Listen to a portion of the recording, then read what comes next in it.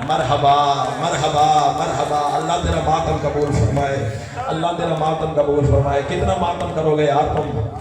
سب سے زیادہ تم نے ماتم کیا ہے 10 محرم کو۔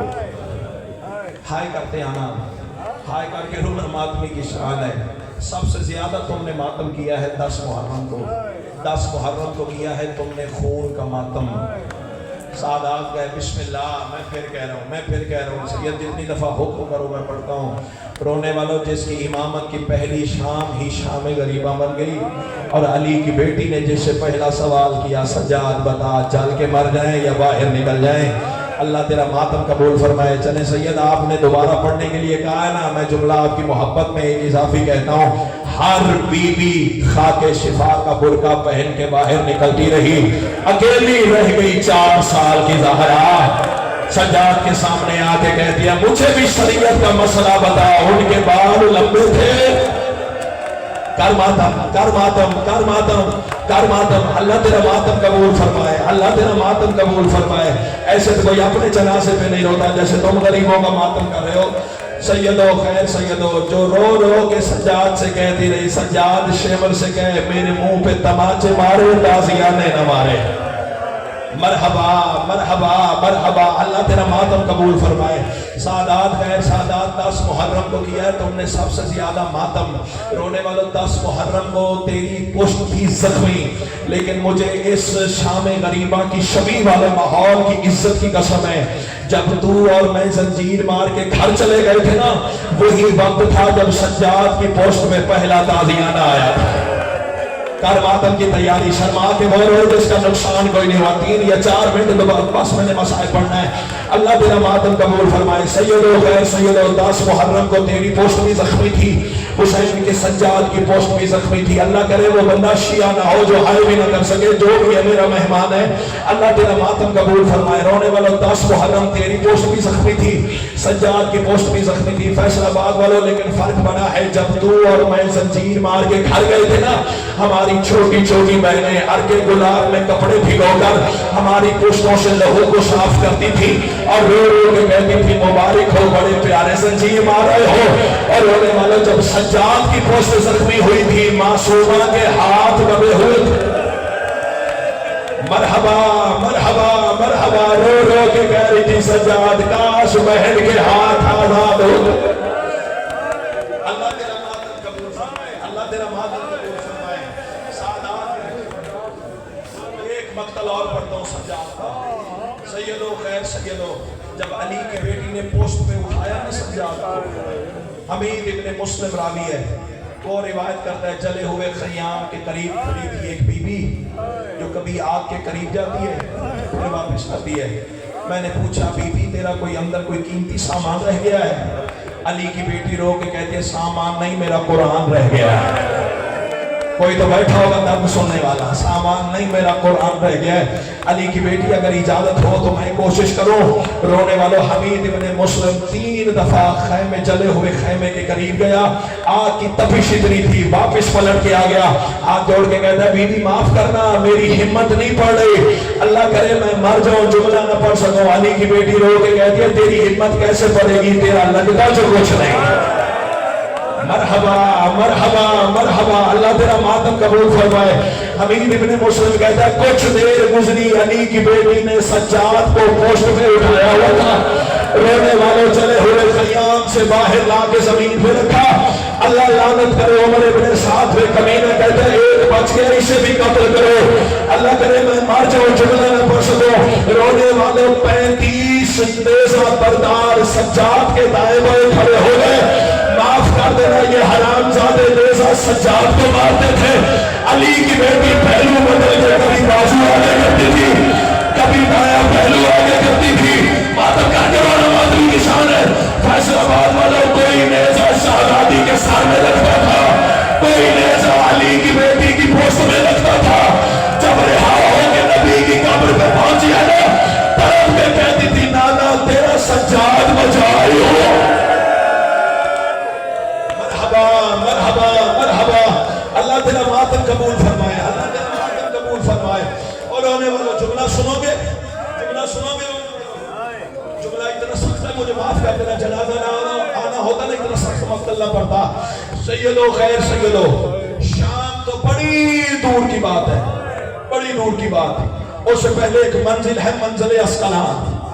جملہ سنو گے، 3 دربار میں تو سب 2 منٹ اوپر ہو جائے تو نیاز حسین مجھے معاف کرنا، جنازہ آنا ہے. رونے والوں 3 دربار علی کی بیٹی نے دیکھے زندگی میں. پہلا کوفہ کا دربار، ہائے کرتے آنا. دوسرا اسقلان کا دربار، تیسرا شام کا دربار. نہ ہوتی میری آنکھیں، نہ پڑتا مقتل کے یہ فکرے.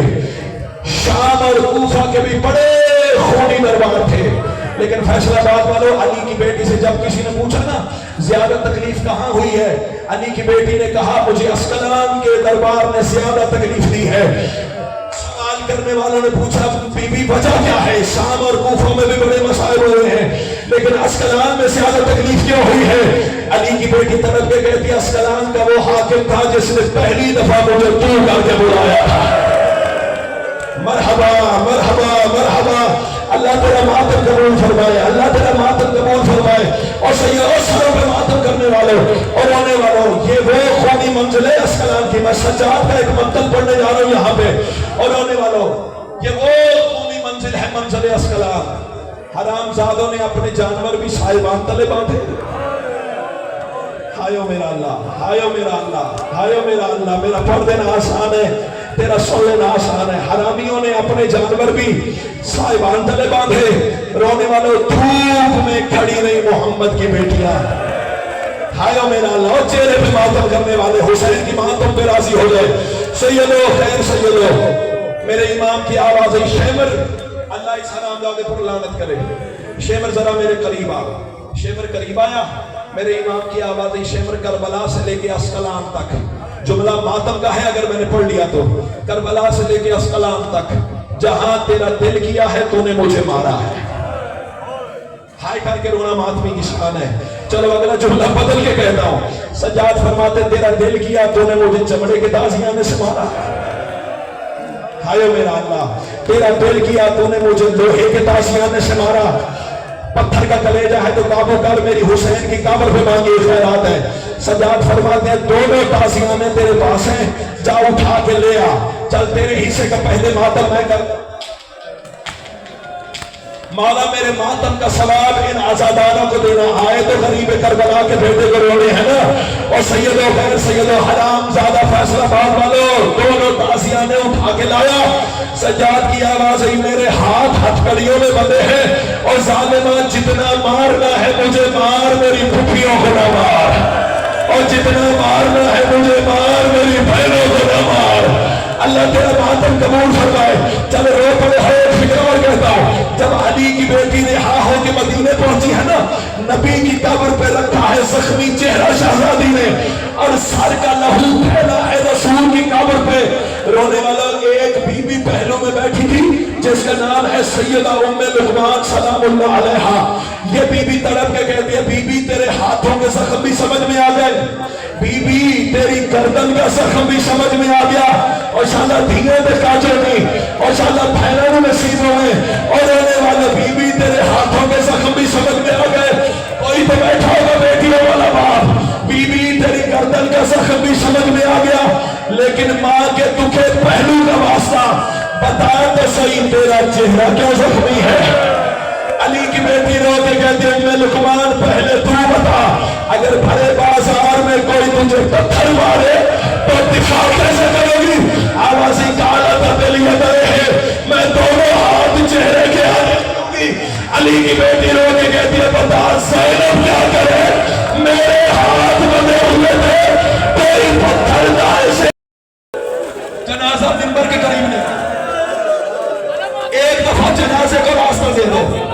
عزادارے یہ اس کا جنازہ ہے جس کی ماں کو کوئی رستہ نہیں دیتا تھا، یہ اس کا جنازہ ہے جس کی پھوپھیوں کو کوئی رستہ نہیں دیتا تھا. نیاز حسین جنازے کو راستہ دے دو. ایک دفعہ منبر کے قریب لے آؤ. ہائے میرا اللہ. 40 سال خون روتا رہا سجاد. منبر کے قریب جنازہ لے آؤ. مجھے ایک فکرہ پڑھنے دینا. اللہ تیرا ماتم قبول فرمائے. ایک دفعہ جنازہ منبر کے قریب لے آؤ. مجھے ایک فکرہ پڑھنے دینا.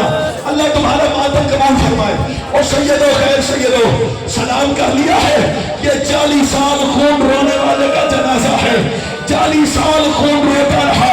बाकी फरमाते हैं मैंने जब बाबा को कफन में लपेटा, मेरे बाबा के कफन का रंग तब्दील हो गया। मुझे अलम अब्बास की कसम है। बाकी फरमाते मैंने कदमों पे बोसा दिया। मैंने पूछा बाबा दुनिया से जा रहे हो, अब तो खून रोना बंद करो। सज्जाद की आवाज आई 40 साल खून रोने